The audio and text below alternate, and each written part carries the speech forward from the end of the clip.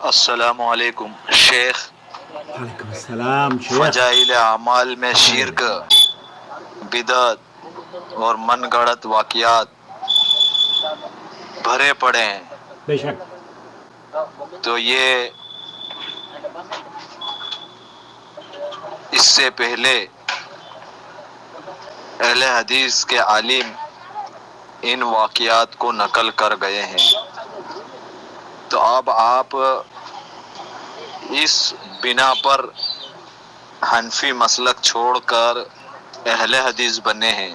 جی. اب یہ ساری چیزیں اہل حدیث کی کتابوں میں موجود ہے، تو آپ اس فرقے کو کب چھوڑ کر دوسرا کوئی فرقہ اختیار کریں گے؟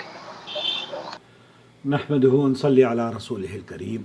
اما بعد، دوستو، بھائیوں اور بہنوں، کبھی ایسا بھی ہوتا ہے کہ انسان حق کے بہت قریب ہوتا ہے، مگر لوگوں کے طعنوں، ناموں اور بحثوں کے شور میں وہ خود بھی الجھ جاتا ہے، اور پھر اصل سوال گم ہو جاتا ہے کہ حق کیا ہے. آج اسی سوال کو سادہ انداز میں، جس طریقے سے میں نے سمجھا، اسی طریقے سے آپ کو سمجھانے کی کوشش کروں گا، اس امید پر کہ اللہ کرے کہ آپ کے دل و دماغ میں بہت آسانی سے بات آ جائے. سب سے پہلے ایک اصول بنا لیجئے، اور اصول یہ ہے کہ الحق یعرف بدلیلہ لا بقائلہ. حق کو اس کی دلیل سے پہچانا جاتا ہے، نہ کہ کہنے والے سے. اور اہل سنت کے بارے میں، اہل سنت کون ہے؟ اہل سنت کے بارے میں یہ موقف اہل علم نے اختیار کیا ہے. اہل سنت ہم المتمسکون بکتاب اللہ تعالی و باحادیث نبی صلی اللہ علیہ وسلم و باحادیث النبی صلی اللہ علیہ وسلم. اہل سنت وہ ہے جو اللہ کی کتاب اور اس کے نبی کی احادیث کو مضبوطی سے تھامنے والے ہیں. یہی وہ راستہ ہے جس پر نبی کریم صلی اللہ علیہ وسلم نے صحابہ کو یہ نصیحت فرمائی. اس کے بعد تبع تابعین، تابعین تبع تابعین اور محدثین اور ائمہ کرام نے اسی منہج پر قائم وہ رہے. اور یہ اللہ کے رسول صلی اللہ علیہ وسلم نے فرمایا، بدأ الاسلام غریبا وسیعود غریبا کما بدا فطوبى للغرباء. اسلام ابتدا میں اجنبی تھا اور دوبارہ اجنبی ہو جائے گا جیسے ابتدا میں تھا. بس خوشخبری ہے ان اجنبیوں کے لیے. پوچھا گیا یہ اجنبی کون ہے؟ اللہ کے رسول صلی اللہ علیہ وسلم نے فرمایا، وہ لوگ جو لوگوں کے بگڑ جانے کے وقت اصلاح کرتے ہیں. دوستو، بھائیوں اور بہنوں، میں نے حنفی مذہب کو چھوڑ کر، اس لیے حنفی مذہب چھوڑا کیونکہ میری ویڈیوز میں آپ نے دیکھا ہوگا کہ فضائل اعمال میں اور تبلیغی نصاب میں، بہشتی زیور میں، اور رشید احمد گنگوئی صاحب کی تذکرۃ الرشید میں، اور بلا تعداد کتابیں میرے پاس لائبریری میں بھری پڑی ہیں جس میں بہت سارے جھوٹے قصے، کہانیاں، من گھڑت واقعات، حتیٰ کہ شرک تک بھرا ہوا ہے. اللہ کا فضل ہے کہ ہم نے اسے، چونکہ ہم مسجدوں میں روزانہ ان کتابوں کو پڑھتے تھے، فضائل اعمال کا درس دیتے تھے، تبلیغی نصاب پڑھا کرتے تھے، پڑھایا کرتے تھے، بہشتی زیور ہمارے گھر میں درس دیا جاتا تھا. ہماری والدہ، ہماری خالہ، ہمارے جتنے بھی رشتہ دار ہیں، بہشتی زیور کو ہمارے سسر جب تک کہ وہ زندہ تھے چھاپ کر لوگوں کو تقسیم کروایا کرتے تھے، لوگوں کو بانٹا کرتے تھے. اور بہت بڑا مکتبہ تھا ان کا دہلی کے اندر. ہمیں پتہ ہے کہ کس طریقے سے اس گمراہی کو بہت سارے گھروں میں پہنچایا گیا ہے. لیکن اللہ کا شکر ہے، ہم جب سعودی عرب میں آئے تو ہمیں پتہ چلا کہ نہیں، یہ شرک و بدعات ہیں، اور یہاں سے ہمیں توبہ کرنی ہے اور اس منہج کو چھوڑ کر قرآن و سنت کو اپنانا ہے. اہل حدیث کیا ہیں؟ اہل حدیث وہ ہیں جو اللہ کے رسول صلی اللہ علیہ وسلم نے فرمایا کہ تمہارے درمیان دو چیزیں چھوڑے جا رہا ہوں، اللہ اور اس کے رسول کی، اللہ کی کتاب اور اس کے رسول کی سنت. جو ان چیزوں کو تھامے رکھے گا وہ ہی دراصل وہ فرقہ ناجیہ ہے جو جنت کا حقدار ہے. اب اہل حدیثوں نے جو ہمیں اصول بنایا ہے، علماء اہل حدیث نے، وہ یہ کہ کہنے والا کوئی بھی مہما کان، کوئی بھی کچھ بھی کہے، اگر وہ بات دلیل کے ساتھ کہتا ہے تو ہم اسے قبول کریں گے۔ العبرہ بالادلہ لا بکثرت الحالکین، اعتبار دلیل کا ہوتا ہے، ہلاک ہونے والوں کی کثرت کا نہیں ہوتا۔ دوستوں، بھائیوں اور بہنوں، اور سلف صالحین کا یہ مقولہ کہ تعجب ہلاک ہونے والے پر نہیں کہ وہ کیسے ہلاک ہوا، بلکہ تعجب اس پر ہے جو بچ گیا کہ وہ کیسے بچ گیا۔ دوستوں، بھائیوں بہنوں، آپ کو اور مجھے بچنا ہے، شرک و بدعات سے بچنا ہے۔ اس سے قطع نظر کہ آپ اپنے آپ کو امام ابو حنیفہ کا مقلد کہیں، امام شافعی کا مقلد کہیں، امام احمد بن حنبل کا مقلد کہیں، امام مالک کا مقلد کہیں، امام بخاری کا مقلد کہیں، کسی کا مقلد کہیں، حالانکہ کوئی ہوتا نہیں ہے امام بخاری کا مقلد، لیکن یہ اصول بنا لیجئے کہ ہمیں ہلاک نہیں ہونا ہے، ہمیں برباد نہیں ہونا ہے، ہمیں شرک کی غلاظتوں سے محفوظ اپنے آپ کو بھی کرنا ہے اور اپنے بچوں کو بھی، اس سماج کو بھی بچانا ہے۔ اور وہ کیسے ممکن ہے؟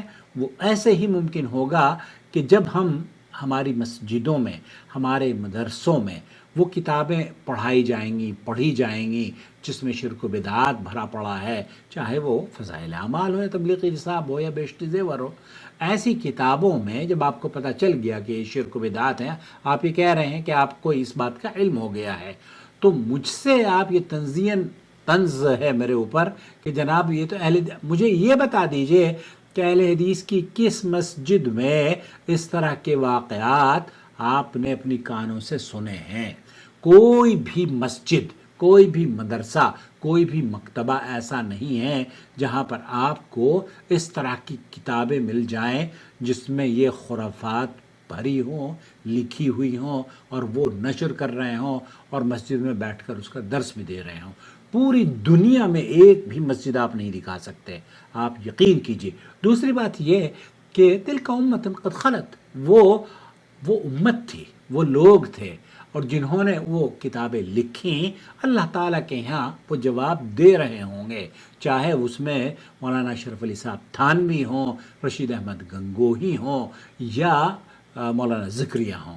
اس کے باوجود بھی جتنے بھی علماء ہیں، چاہے وہ کسی بھی مکتب فکر سے کیوں نہ تعلق رکھتے ہوں، اگر ان سے کوئی غلطی ہوئی ہے تو کیا آپ یہ سمجھتے ہیں اگر انہوں نے توبہ نہیں کی ہے تو اللہ تعالیٰ ان سے پوچھے گا نہیں؟ یقینی ان سے بات پوچھی جائے گی، ان سے اس کے ہر عمل کا سوال کیا جائے گا کہ یہ بلا دلیل بات آپ نے جو لوگوں تک اس وقت یہ بتا دیجئے کہ اہل حدیث کی کون سی مسجد میں فضائل اعمال کے جو واقعات ہیں ان کا تذکرہ ہمارے یہاں ہمارے اکابر آپ کو بتاتے ہوں کہ اس طرح کے واقعات پر عمل کریں، جبکہ اس کے بالکل برعکس آپ کی ہر مسجد میں بہشت زیور بھی مل جائے گا، آپ کی ہر مسجد میں تذکرۃ الرشید بھی مل جائے گی، آپ کی ہر مسجد میں تبلیغی نصاب یا فضائل اعمال بھی مل جائے گا، جس کے اندر اللہ کا بیت اللہ سے ہاتھ کا نکلنا اور نبی کریم صلی اللہ علیہ وسلم کا قبر مبارک پھٹ کے ہاتھ نکلنا، یہ سارے کے سارے واقعات ان کتابوں میں موجود ہیں۔ تو اس لیے میرے بھائی ہم تو آپ کے شکر گزار ہوں گے، آپ ہمیں بتائیے تو صحیح کہ اہل حدیثوں کی فلانی کتاب میں موجودہ دور میں وہ جو آپ کہہ رہے ہیں نا کہ پہلے علماء لکھ کر چلے گئے اللہ تعالیٰ کے ہاں وہ انہوں نے جو اچھا کیا تھا وہ پا رہے ہوں گے، اور اگر کسی نے برا کیا ہے تو آپ یہ سمجھتے ہیں کہ اللہ تعالیٰ ان سے پوچھے گا نہیں؟ اللہ تعالیٰ سب سے پوچھے گا، میرے ہر عمل کا بھی مجھ سے حساب لیا جائے گا، آپ کے بھی ایک ایک لفظ کا آپ سے حساب لیا جائے گا۔ ہمیں کس طریقے سے بچنا ہے؟ ہمیں اپنے آپ کو بھی بچانا ہے اور ہمیں دوسروں کو بھی ہلاکت سے محفوظ رکھنا ہے۔ اللہ غریق رحمت کرے شیخ عبدالعزیز بن باز یا سعودی عرب کے علماء کرام کو، انہوں نے توحید کی معرفت میں بہت کارنامے انجام، بہت ہی خوبصورت خدمات ہیں یہاں مکاتب جعلیات کی۔ آپ اگر سعودی عرب میں مقیم ہیں اور سعودی عرب میں آپ توحید نہیں سمجھ پائے، توحید نہیں سیکھی، تو پھر آپ کیا سیکھ رہے ہیں بھائی؟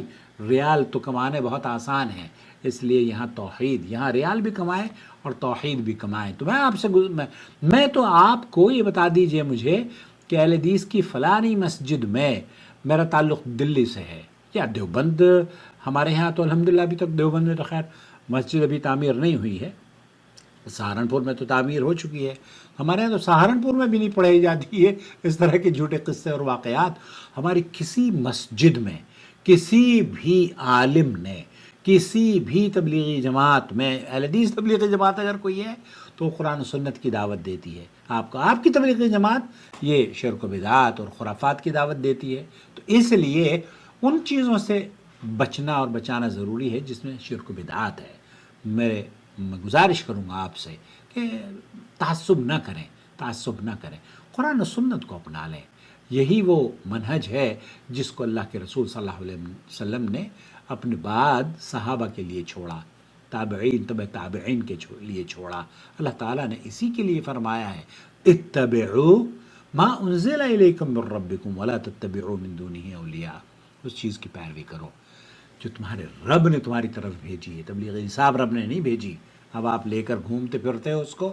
بہشت زیور اور تذکرۃ الرشید اور نہ جانے کون کون سی کتابیں میرے پاس بھری پڑی ہیں بھائی میرے۔